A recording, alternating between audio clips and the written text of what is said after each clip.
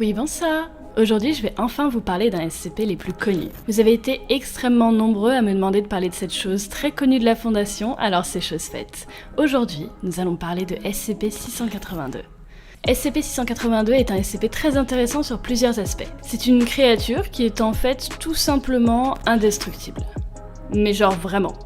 Quand je dis indestructible, vous vous imaginez pas à quel point ça peut aller loin. Ça veut pas dire très solide, ça veut dire que quelque chose qui pourrait faire exploser, fondre ou faire désintégrer la Terre entière ne ferait sûrement pas grand chose à SCP-682. C'est donc fascinant de se dire que quelque chose peut être invincible à ce point.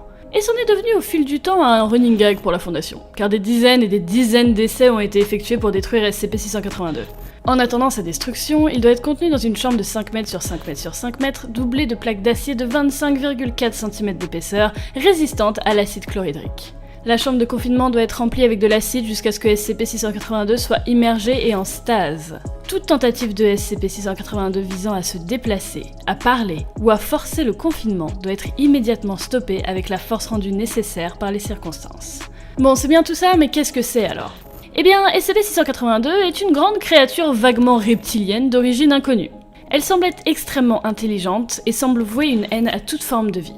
Il l'a exprimé dans plusieurs interviews au cours de son confinement. SCP-682 a toujours été observé doté d'une force extrêmement grande, d'une grande vitesse et de bons réflexes, même si les niveaux exacts varient en fonction de son état. Ses capacités de régénération sont énormes, et SCP-682 a été observé en train de se déplacer alors que son corps était détruit ou pourri à 87%. 87%! Il restait quasi plus rien! SCP-682 effectue régulièrement des tentatives de rupture de confinement. À ce jour, il a essayé 17 fois de s'échapper et il a réussi 6 fois. En soi, c'est compréhensible qu'il essaye vu qu'il est constamment immergé dans de l'acide, donc ça doit pas être super agréable pour lui. Si jamais une de ses tentatives d'évasion réussit, il doit être traqué et récupéré en mobilisant toute force d'intervention mobile disponible. Et aucune équipe de moins de 7 membres n'est autorisée à l'affronter. La liste des choses utilisées pour détruire SCP-682 est beaucoup trop longue. Bien évidemment, tous les moyens normaux accessibles aux humains ont été utilisés, tels que des armes à feu, des bombes, de l'acide, du feu, de l'eau bouillante, de la lave, et j'en passe. Absolument rien n'a marché. Certains moyens affectent légèrement le corps de SCP-682, mais rien de transcendant. Plusieurs expériences ont été tentées avec d'autres SCP mortels au contact des humains, tous sans succès pour l'instant. Voici une petite liste d'entre eux.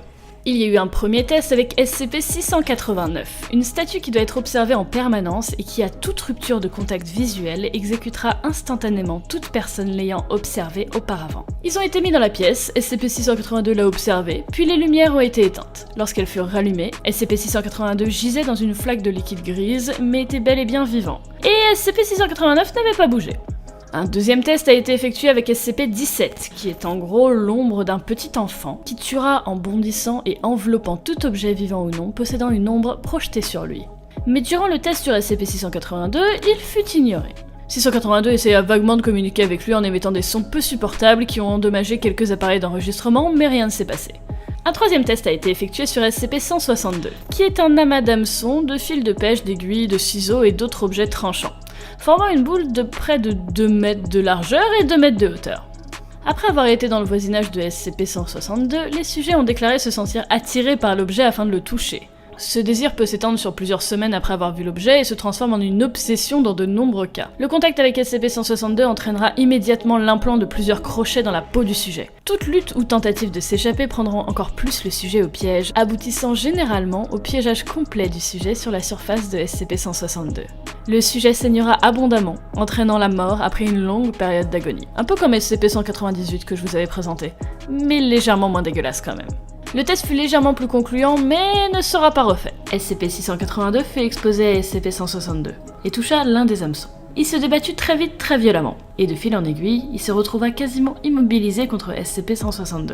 Mais au bout de 4 minutes, il réussit à s'arracher de son emprise par on ne sait quel miracle, non sans se blesser forcément, mais empli de rage, il balança SCP-162 sur les agents et chercheurs en charge du test. Au total, 11 personnes sont mortes et 86 sont gravement blessées. Et 2 agents supplémentaires sont décédés en ramenant SCP-162 dans sa cellule. Du coup, le test ne sera pas refait. Des dizaines d'autres tests ont été effectués sur SCP-682, notamment des rencontres pertinentes avec Dieu, ou du moins SCP-343, qui est entre nous sûrement Dieu. Et SCP-53, une petite fille pour laquelle il s'est lié d'affection. Oui, il s'est lié d'affection avec quelque chose. Je ne pensais pas que c'était possible non plus, mais apparemment oui. Tous les rapports sont extrêmement intéressants, mais si je vous les lisais tous, cette vidéo durerait 1h30. Parce que vraiment, il y a beaucoup de choses qui ont été testées sur SCP-682. Mais si vous voulez que je vous lise d'autres rapports sur SCP-682, n'hésitez pas à me le dire. En attendant, faites attention, parce que tant que cette chose n'est pas détruite, elle peut être n'importe où. Faites attention à vous. Ciao.